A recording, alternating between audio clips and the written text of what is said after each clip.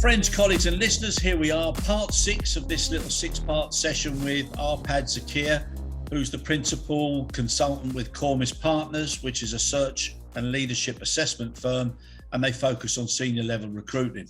Now, we've gone through 5 previous sections or parts, and we're now on the 6th one, which is basically benefits.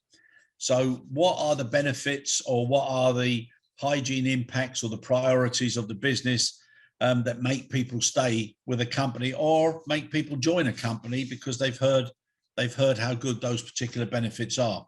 And what are the benefits, Arpad? What we are seeing, Chris, very frequently these days is that the basic compensation and the bonus element, although it plays a very important part, and in a lot of cases it's 50% of the decision-making process. What matters even more is really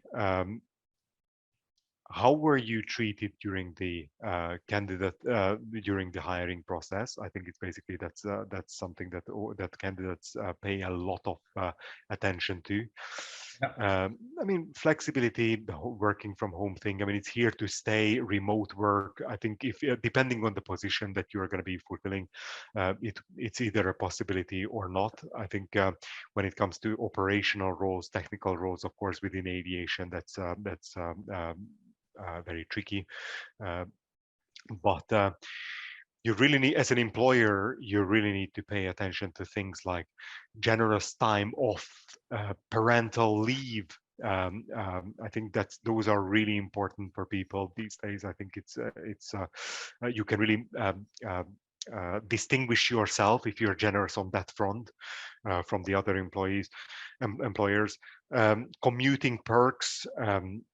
Really, it's quite basic, and also what we are seeing is longevity perks to reward loyalty. So things like after 5 years you get like a 5 weeks sabbatical. That's really something that is quite attractive to people at all seniority levels. But I think the other thing is what I'm seeing is the importance of D&I, diversity and inclusion. Basically, it's really imperative that your D&I diversity, equity, and inclusion initiatives are communicated very precisely during your recruiting process, and that your team, your interviewing team, your hiring team is able to answer candidates' questions about your D&I commitments. Basically, this is really something that is that's one of the things that is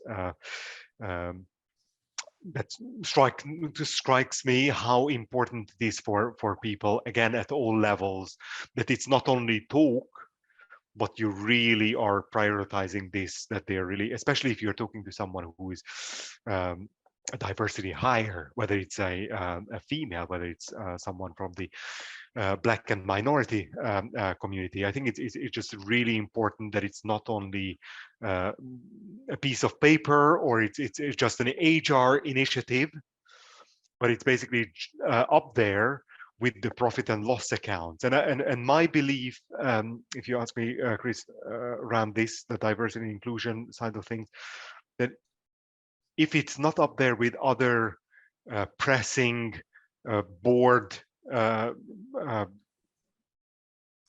stuff that you are dealing with, like profit and loss accounts, where are we with the strategy, where are we with our investment strategy, if diversity and inclusion is not up there with it, but it's just an HR initiative, you will never get anywhere basically with this topic.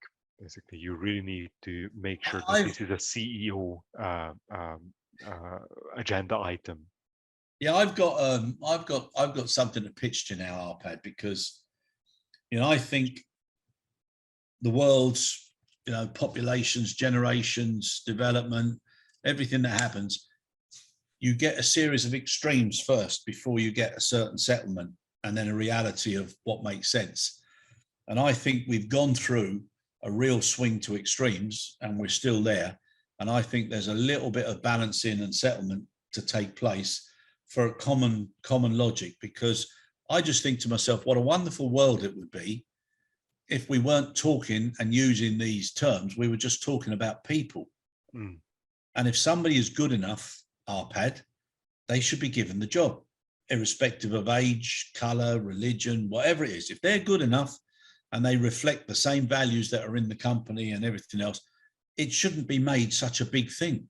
That's just my opinion. That's a really good point, because by just saying diversity and inclusion and You're equity and all that, you're bringing it creates unnecessary. unconscious bias, basically. Yeah, Like, oh, yeah, you're bringing unnecessary attention. Now, I've been married a long time, and I got into a discussion with some youngsters, and they were saying to me, "Oh, you can't say that, you can't say this, you must do this, you must do that." And I said, "Look, if you looked at my wedding album of the wedding day, there were people from all backgrounds, all religions, all colours." I said, "But the sad thing is, I seen them as my friends and family. I didn't see them as this category or that category or this percentage or." And I just think, Arpad, that some candidates that are going for jobs, irrespective of DEI now, and even if it's to do with benefits and perks and the things you said earlier about parental leave and work from home and commuting perks, people are expecting far too much, you know? And at the end of the day, they're not looking at the business sustainability side of it. And I was talking to a colleague on a project I'm on at the moment over here, and we were talking about, you know, sustainability. And I just said to him, I said, you know, sustainability is all about 3 Ps: people, profit, and planet. But it's the middle one that makes the difference. You can be so focused on what people think and what people want and what people expect, and you're not making enough money to invest in the planet. And you can be so focused on just the planet, and then you're making life so difficult for the people, and that in effect affects the profit. We have got to all work together to make enough money to have percentages of that money invested correctly to enhance the sustainability of not just the planet, but the businesses as well. And I just think politicians and papers and some minority groups, they make such an issue of it, they make it even more uncomfortable for the people that they're supposed to be supporting. yeah.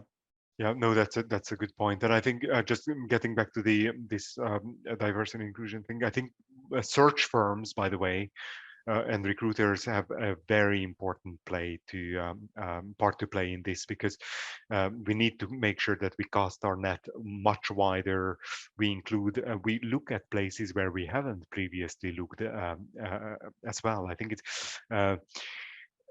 this is what I've seen at very big established search firms, that you can really, it's very easy to just rest on your laurels and basically just hope that you know everyone, and then just regurgitate people, tried and tested people. I think our role as a search consultant is to basically test the client, to really think differently, and really make sure that they are stretched, their thinking is a little bit altered. Basically, I think that's our role as consultant, especially in the aviation space. I mean, just think about it. It's such an inward-looking industry when it comes to hiring people. If you haven't had airport experience, then how would you know how an airport works? If you haven't had ground handling experience, then how would you know? If you've not run another airline, then how would you know? So it's getting a little bit better. We are seeing, of course, examples where executives come in from different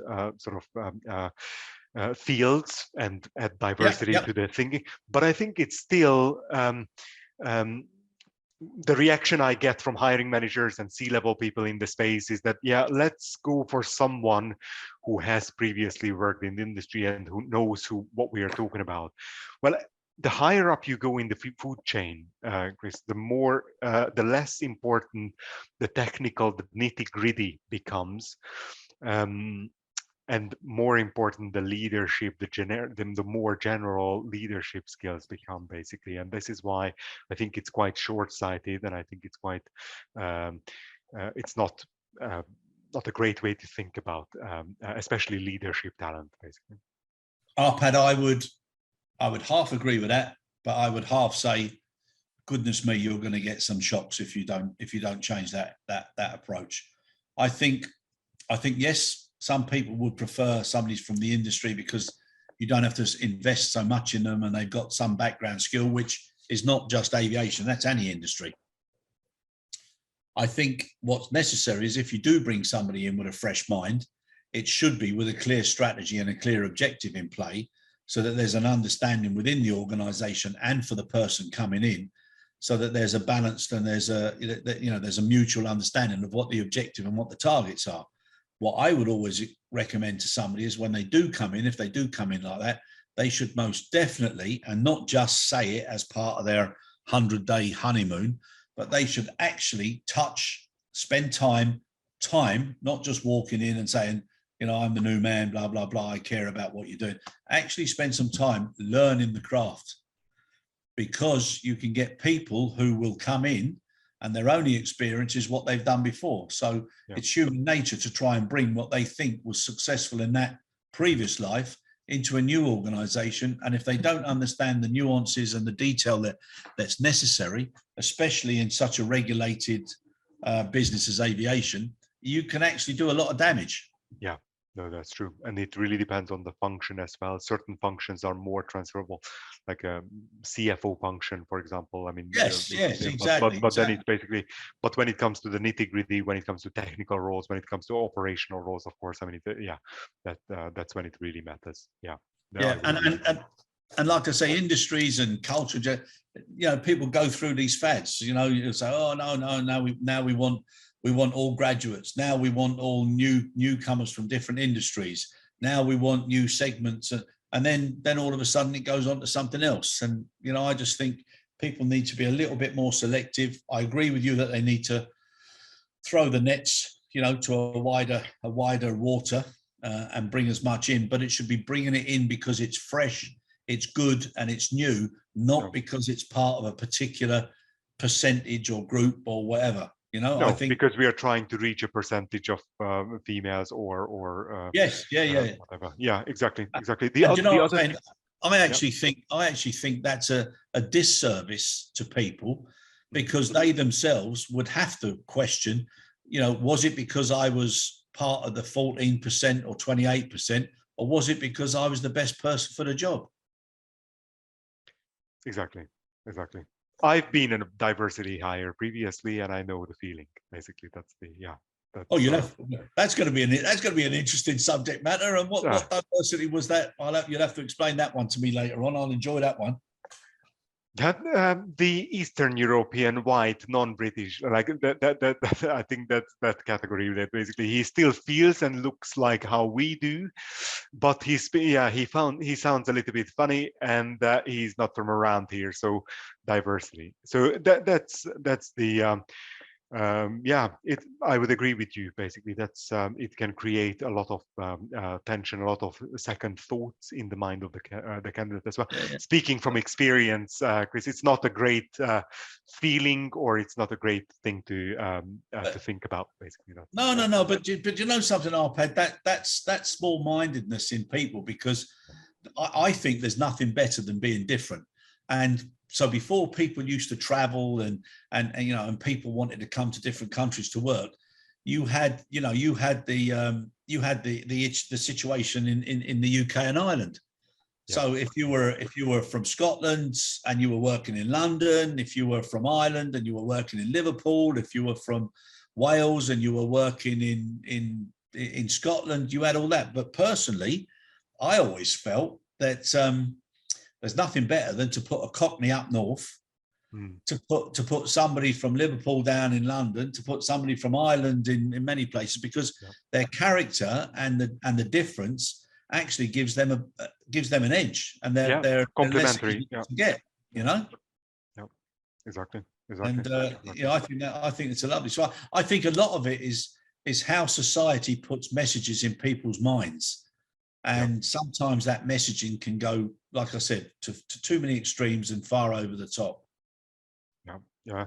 The last perk or the benefit that I would mention here that I haven't yet is is relating to career growth, career development. Basically, your internal mobility and learning and development strategies, again, really need to be clearly communicated during the recruitment process, because they can help candidates better evaluate you as an employer. Because I think it's basically selling the opportunity as such that, okay, this is what you're going to be doing for the next 1 or 2 years. But I think what is even more important for the candidate to understand is that there will be potentially a continuation if things go well, and Yep. they have something to strive for, and they're not going to be just a cog in the wheel, but they will be taken care of from a development perspective as well, basically. So that's something that I would also highlight, that it's critical. If you don't have that in place, well, good luck retaining people beyond that 1 or 2 or maybe 3 years, basically. Yeah, no, I agree. It's always good to know that. And I would say anybody who's listening, who's thinking of coming into aviation, the one thing with aviation is wherever an aircraft lands, there's so many different business spheres going around that aircraft, whether it's finance, whether it's HR, maintenance, catering, legal, operational, equipment, driving, whatever it is, there's things that are specific to an airport and an aircraft. And if you get them off pat and you've got several skill sets there, you've got a wonderful opportunity to go abroad in any country, because there's going to be a plane landed at an airport everywhere. Yeah, exactly. Probably one of the best industries to really just see the world with and experience different cultures. Yeah, no, I think it's brilliant. And like they say, don't they? You know, a family is made up of lots of different elements, and it's the same in business. You know, the more of a mix you've got, the more holistic the outcome and the better the end result, I think. Yeah, no, completely agreed. Yeah. Right, sir. I think that's benefits. I'll tell you one thing though that we didn't really touch on too much there, Arpad, is people assume benefits are related to to financial remuneration or bonuses or whatever, but we mentioned, and I know you've spoken about it a lot, the hygiene impact. The environment you work in, the offices, the logos, the messages that you see on the walls, the perception of the public to your brand. All of those things can make people feel a lot more special. And sometimes there's at least 3 or 4 other elements that come before the financial remuneration as the reason why you want to join a company. Exactly. And these days, I can tell you that from practice or from experience, the base salary and the bonus element is only really part of this. I think how you are being perceived as an employer, what your employer brand proposition is, how you're treating people, how you handle exit conversations, Yeah. how you're perceived in the market, what your reputation is, plays just as often crucial or important role as how much you're going to get paid on a daily, weekly, or monthly basis, basically. Yep. Yeah, no, I agree. Arpad, did you pick up on when you said about the diversity? I said I'd like to know what it is, because I never considered you to be of a difference because of nationality or language. Yeah. I mean, nationality. I have the passport, but it's basically I think it's the accent. It's or the name. I think Chris. I think the name immediately, like, oh, so maybe going forward, blind CVs will play an important role, really, to give people the opportunity to interview, at least, because you know this unconscious bias. The moment you see a name like mine, oh, who is he? Where is he coming from? What kind of background? So you can immediately form these unwelcome sort of preconceived ideas and notions, basically, that are just not helpful. What about mine, Arpad? Notter. I can't tell you the amount of times I've turned up and they've had it spelled Nutter. Yeah, not great either. Yeah. Sometimes it works in my favour though, so it's not too bad. Right, Arpad, thanks very much, my friend. It's been an absolute pleasure. That's 6 of 6. Now we're going to do a little wrap up, but we're going to do it from the candidates' perspective. So that'll be the last session. So I'm looking forward to that one as well. Thank you, Chris. Thank you.